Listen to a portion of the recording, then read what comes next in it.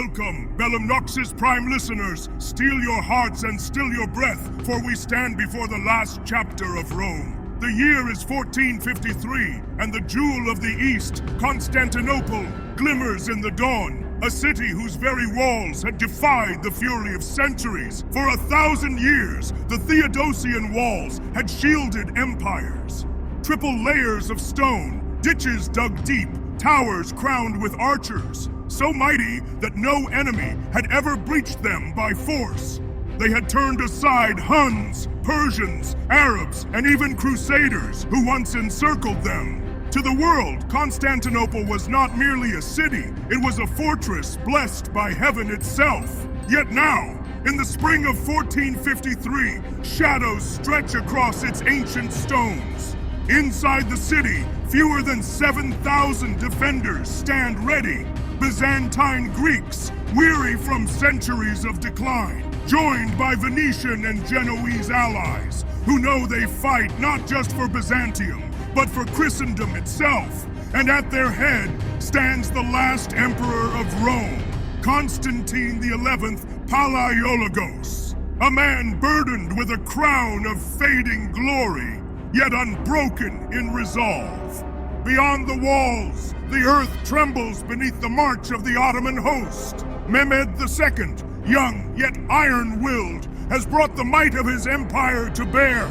Over 80,000 warriors stand beneath his banners, horsemen swift as storms, Janissaries disciplined as iron, engineers and sappers skilled in tearing stone apart. And with them comes the roar of a new age, the great bombard, a cannon of monstrous bronze, cast by the Hungarian master Orban, so vast that teams of oxen strain to drag it across the land. It fires stones heavier than war horses, each shot shaking the earth like thunder, each impact promising the end of an age. Inside the walls, the people pray. Processions wind through narrow streets, monks lifting icons and relics, voices trembling with hymns. Children huddle in courtyards, clutching their mothers' robes, listening as the ground shakes with each bombardment. Priests speak of miracles, of angelic hosts that once defended the city. But many wonder if those angels still walk among men. The air itself feels heavy with fate. Constantinople is not merely a city under siege. It is the meeting of worlds. East against west, crescent against cross, old empire against rising power. Every torch lit upon the walls, every prayer whispered in the Hagia Sophia, every heartbeat within those ancient stones carries the weight of history. And so, as dawn bleeds across the horizon, the last emperor steels himself for the trial to come. The storm is gathering, the cannons are loaded, and the fate of empires will soon be decided beneath the shadow of those ancient walls. The siege tightened like a noose around Constantinople. Day after day, the sky trembled with the roar of Mehmed's artillery. The great bombard thundered, each stone shot hurtling through the air like a falling star, smashing into the Theodosian walls with earth-shaking force. Stones cracked, towers shuddered, dust and smoke rose into the heavens as though the city itself groaned under the blows. And yet, the defenders endured. Byzantine masons, soldiers, and citizens alike rushed to fill the breaches. By torchlight, they piled earth, timber, and rubble into the shattered gaps. Blood ran with sweat as men worked through the night, patching what had been destroyed by day. Their faith was their shield, their desperation their mortar. Upon the sea, the Venetians and Genoese fought to hold the Golden Horn. A great chain of iron stretched across its waters, keeping the Ottoman fleet at bay. Under its shadow, Byzantine ships darted out, striking enemy galleys and retreating to safety. The harbor was their lifeline. Without it, supplies and reinforcements could never reach the city. But Mehmed was no ordinary commander. His mind was as sharp as his sword. He ordered ships to be hauled overland, a feat thought impossible. Logs were greased, planks laid, and with sheer will, the Ottomans dragged ships across the land surrounding Galata. One morning, the defenders awoke to a nightmare. Ottoman sails rising inside the Golden Horn itself, behind the chain that had protected them. The harbor, once their sanctuary, had become a battlefield. Inside the walls, food grew scarce, bread was rationed, fear crept through the streets. Yet Emperor Constantine refused despair. He walked the ramparts, clad not in imperial robes, but in armor, speaking to his men as a brother in arms. He swore to stand beside them, to bleed beside them, to die beside them if fate demanded. His words lit fire in weary hearts, for they knew their emperor would not abandon them. Still, the weight of the siege pressed down. Each day, the walls shook. Each night, chants of the Janissaries echoed through the dark. Allah Akbar! Cries that carried across the fields like the voice of destiny itself. Drums pounded, fires burned in the Ottoman camp, and the city's defenders stared into the night, knowing the storm was building. The tension stretched to breaking. Constantinople was a candle burning at both ends, glorious in its flame, fragile against the wind. Everyone upon those walls understood the final assault was not far.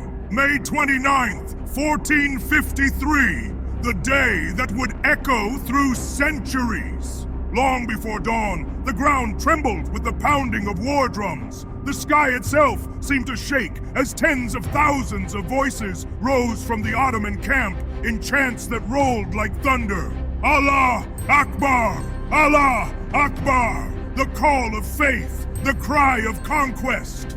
Fires lit the night as if the horizon burned, and the defenders upon the walls knew the storm had come. Sultan Mehmed II had prepared his army for one last, terrible push. He would not withdraw, he would not wait. The young conqueror demanded Constantinople, and he demanded it that very day. The first wave surged forward, irregular troops, poorly armed but fierce, driven by promises of plunder. They hurled themselves against the breaches, ladders scraping against stone, arrows darkening the sky. The defenders fought savagely, cutting them down, hurling stones and boiling oil, overturning ladders, striking from towers with sword and spear.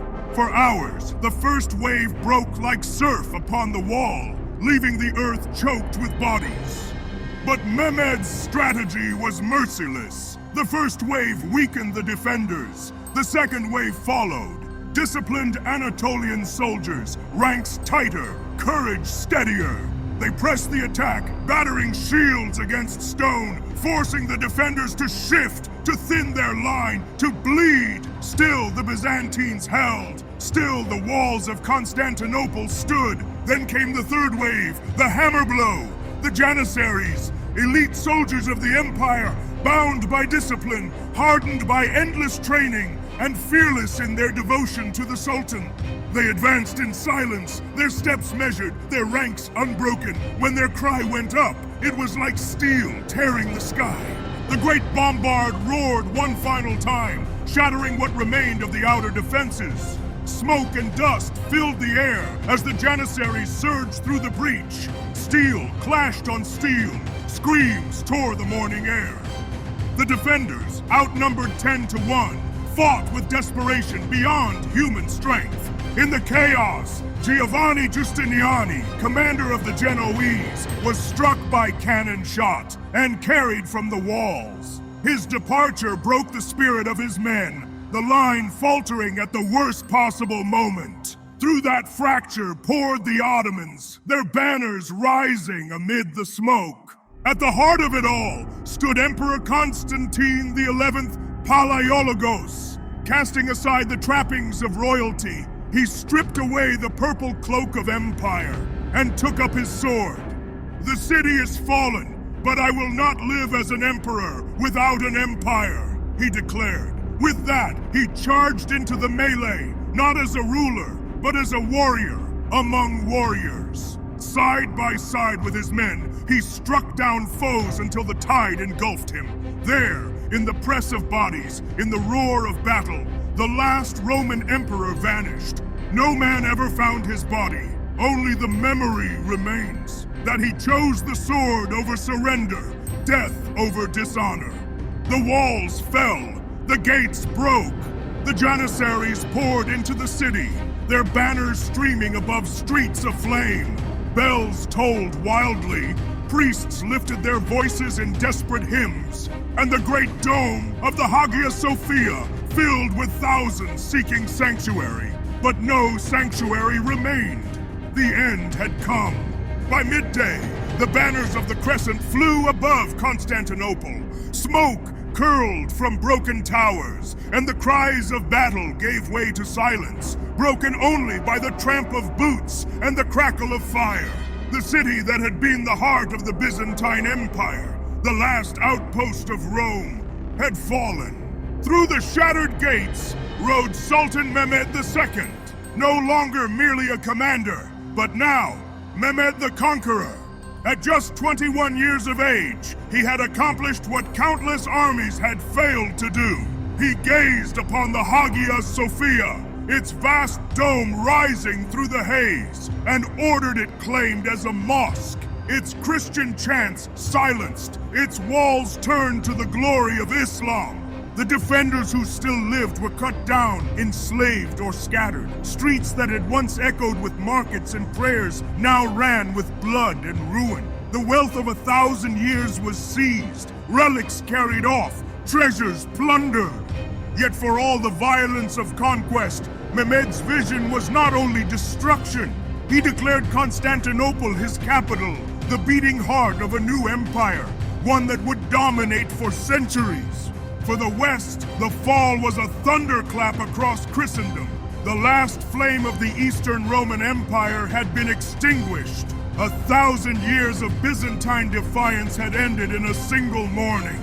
The Pope mourned, kings trembled, and merchants sought new paths across the seas.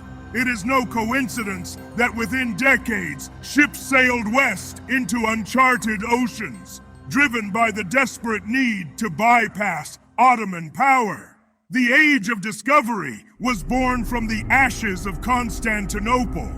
And for history itself, the fall marked a turning point. No longer could men speak of Rome's eternal empire. That dream had died with Constantine XI on the walls. In its place rose a new power, a new age. The Ottomans became the terror of Europe, their armies stretching deep into the Balkans, their fleets dominating the seas. Yet the Emperor's last stand lingers like a scar upon the centuries. Constantine Palaiologos did not flee. He did not yield. He chose to die as a soldier upon the walls of his city.